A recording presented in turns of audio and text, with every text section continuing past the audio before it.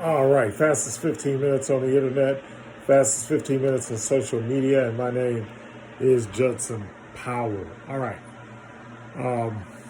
Okay, so Will Smith, I mean, everybody know. It's like Will Smith slapped the ish out of Chris Rock all over, of course, a joke that a comedian made about his wife. Um, uh, I kind of got mixed emotions. I mean, first of all, the platform, I don't think the platform was correct.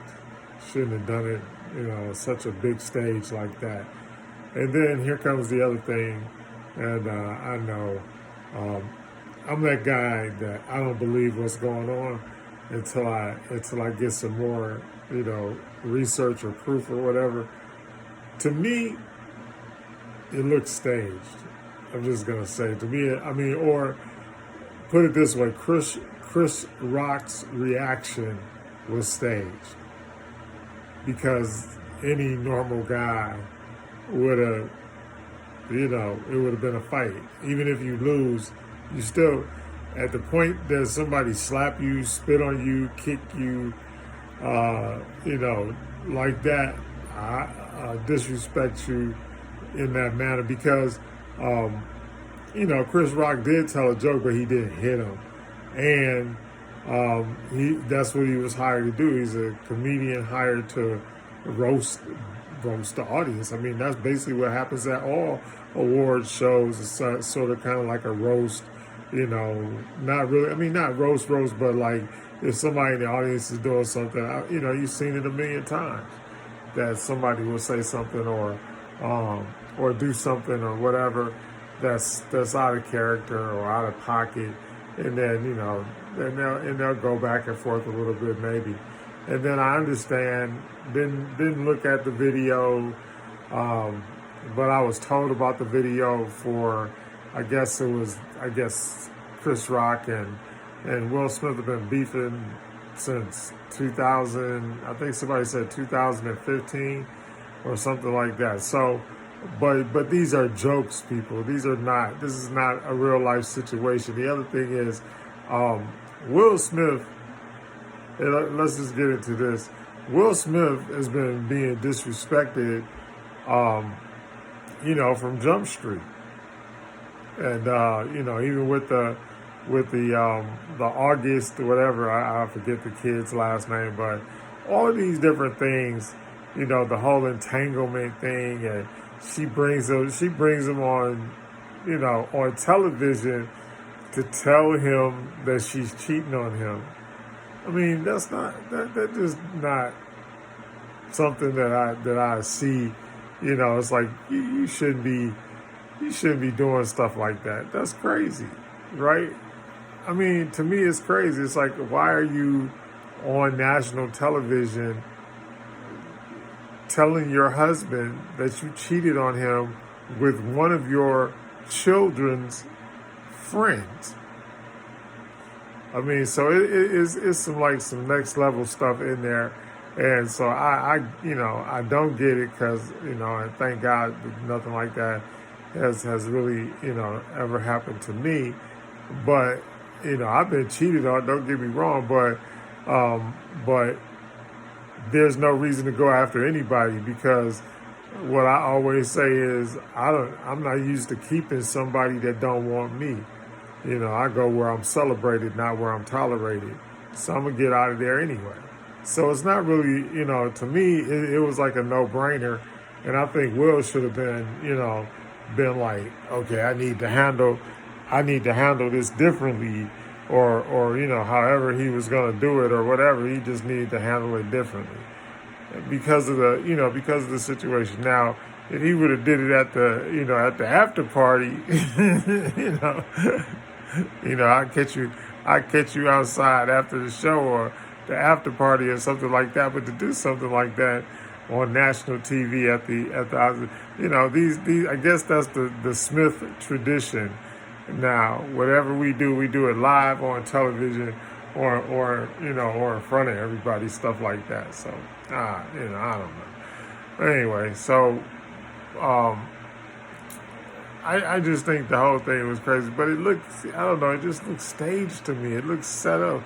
And the more I looked at it, I was like, and the other thing is, he didn't really, I don't know, he didn't really get him flush or whatever, and he didn't really hit him that hard, in my opinion.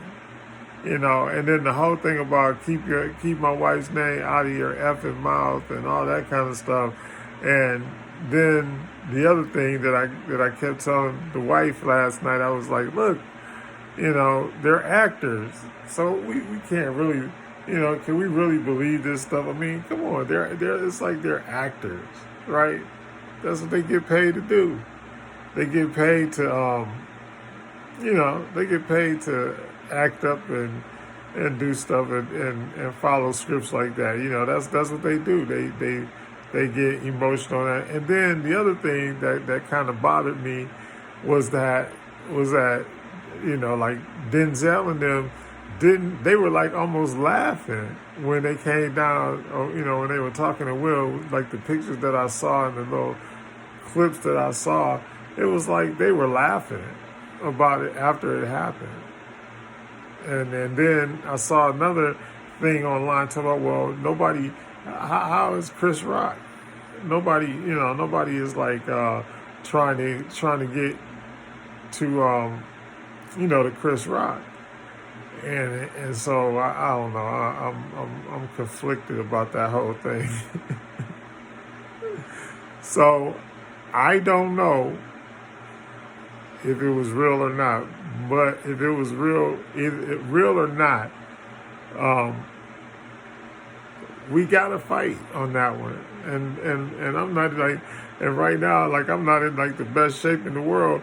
But if somebody does that, we gotta fight. And I heard Shannon Sharp's response. He says either I'm gonna whip him or he gonna whip me, but somebody gonna whip somebody, and don't.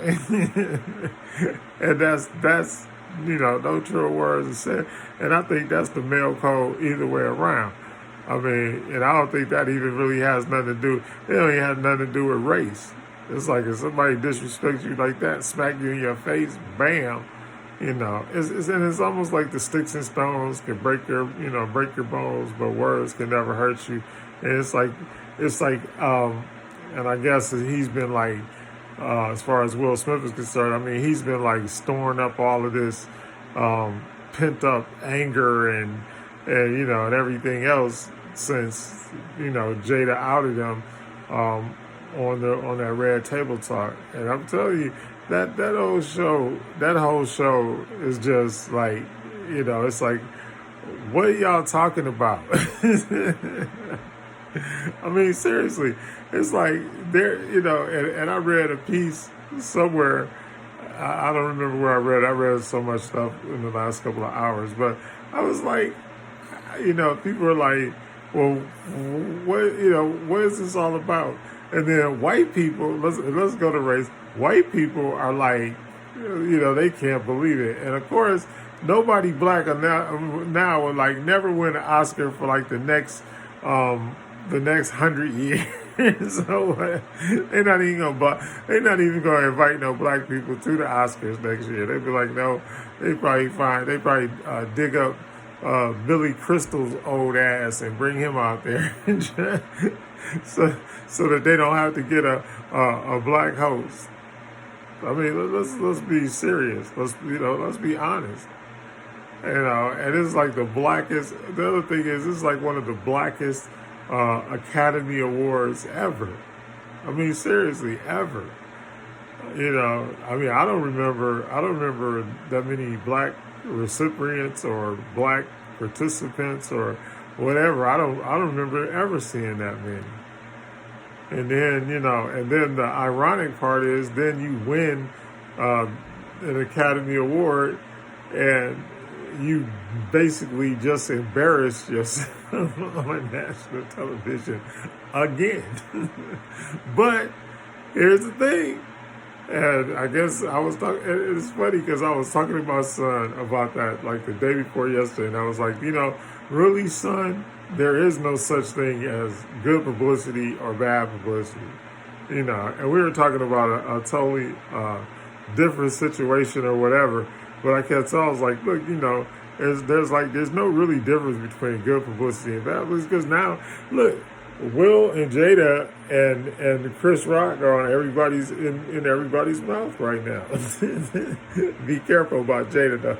You might get your ass smacked. But seriously, there is no such thing as bad publicity. So it's going to work out. It's going to work out for all of them, right? It's basically going to work out for all of them in the end, And I don't know, I really don't know.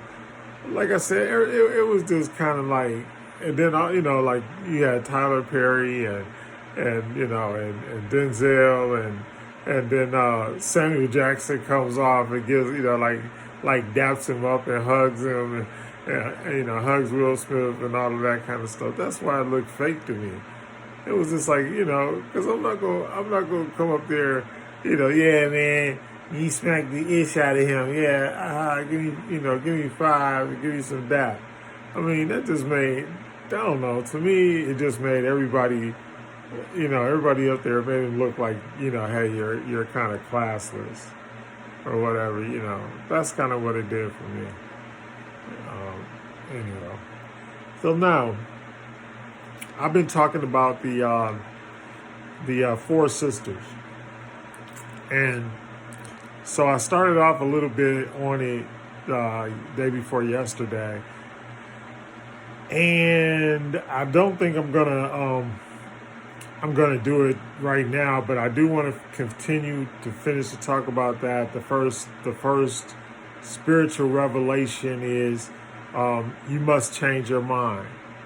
And this is scriptural. It is not just, that's why we try to tell y'all that, that these things were written thousands of 50 to 100,000 years, because we don't really know everything about it, but we realize that the hieroglyphs and a lot of the papyrus and a lot of the rock formations and everything.